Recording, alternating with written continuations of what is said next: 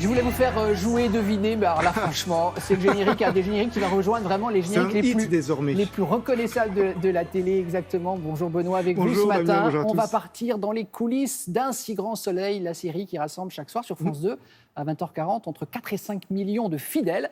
Et donc les tournages ont repris, Benoît, quelques semaines après le déconfinement, donc début juin, c'est ça. Avec, j'imagine, des contraintes supplémentaires. Oui, résumé des épisodes précédents. J'étais allé voir comment ça se passait justement sur ce plateau où les comédiens doivent jouer en étant éloignés les uns des autres, où on utilise par exemple des doublures quand ils se touchent ou quand ils s'embrassent. On utilise aussi des comédiens qui sont véritablement en couple pour être à l'arrière des autres comédiens quand ils s'embrassent, par exemple. Voilà, des mécaniques en fait, se faire des vrais bisous, quoi. Voilà. Mais j'avais envie d'en savoir un petit peu plus sur ce feuilleton, sur la dimension artistique de ce feuilleton, parce que c'est un feuilleton un peu particulier parmi tous les feuilletons qui existent aujourd'hui en France, avec une qualité sonore, une qualité visuelle particulière.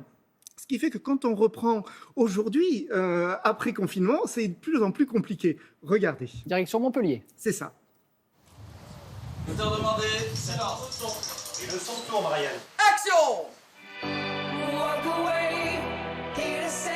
Alors c'est vrai que la particularité d'un feuilleton quotidien, c'est de tourner des épisodes en flux tendu, donc l'équivalent d'un épisode par jour, c'est ça? Alors nous, on fonctionne sur 10 jours, à 4 équipes.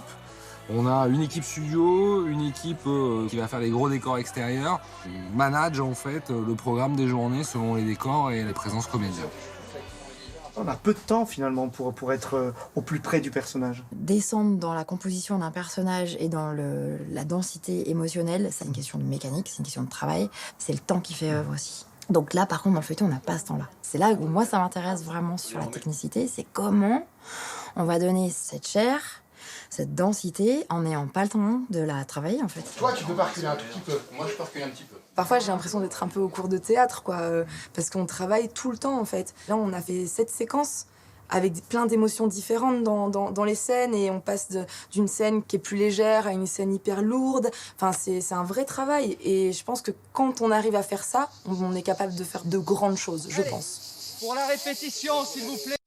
Attention, c'est un peu tôt, continue. Moi, ce qui m'intéresse avant tout, c'est le travail avec les comédiens et la mise en scène. Surtout dans une série quotidienne, qu'on n'ait pas l'impression que ce soit juste une chanson qui est toujours la même. Je pense que dans chaque séquence, il y a des choses à aller chercher.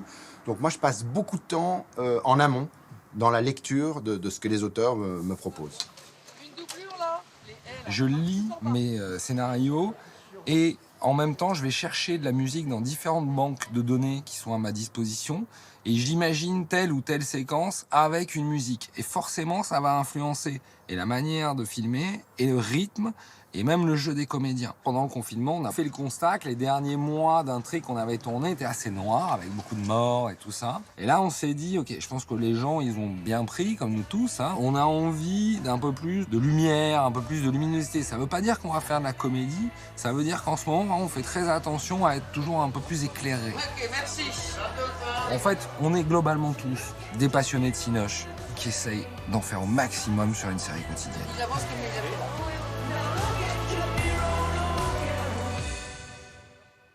Benoît, que va-t-il se passer dans l'épisode de ce soir et dans celui de demain? Alors, je ne vais pas divulgacher. On ne divulgage pas un feuilleton quotidien. Il paraît qu'on dit ça maintenant. En revanche, c'est vrai que ce qui se passe aujourd'hui et demain, c'est important pour le feuilleton parce que ce soir est diffusé le dernier épisode tourné avant confinement et demain, mercredi, le premier épisode après confinement. Du coup, il y a eu un saut temporel entre les deux épisodes. Voilà comment se termine l'épisode de ce soir. Cet effort que je vous demande, je sais qu'il est inédit, mais les circonstances nous y obligent. Nous sommes en guerre. En guerre sanitaire, certes. Nous ne luttons ni contre une armée, ni contre une autre nation. Mais l'ennemi est là, invisible, insaisissable, qui progresse. Et cela requiert notre mobilisation générale. Dès demain, midi, nos déplacements seront très fortement réduits. Alors voilà comment se termine l'épisode de ce soir. Et du coup, pour créer le saut temporel, le temps du confinement ne sera pas raconté. dans les épisodes d'Un si grand soleil. En revanche, demain, regardez, vous allez avoir un générique un peu particulier qui va jouer un petit peu comme un décompte, où on va voir comment, jour après jour, les personnages d'Un si grand soleil, les personnages qu'on a l'habitude de voir quotidiennement, ont vécu cette période. Alors, on voit ceux qui travaillent dans les hôpitaux, ceux qui errent dans la ville, comme le personnage interprété par Folco, qui travaille au zoo et qui erre tout seul en vélo dans les rues de Montpellier. On ferme certaines boutiques, notamment là, Les Sauvages, le fameux bar d'Un si grand soleil. Tout nous sera raconté dans un long générique et beau générique très esthétique de presque 2 minutes. Et ensuite, on retrouvera nos personnages comme nous après confinement. Mais c'est tout bien préparé, bravo. En plus, c'est très clair, Benoît. Et vous serez évidemment ce soir sur France 2 dès 20h40 devant votre poste.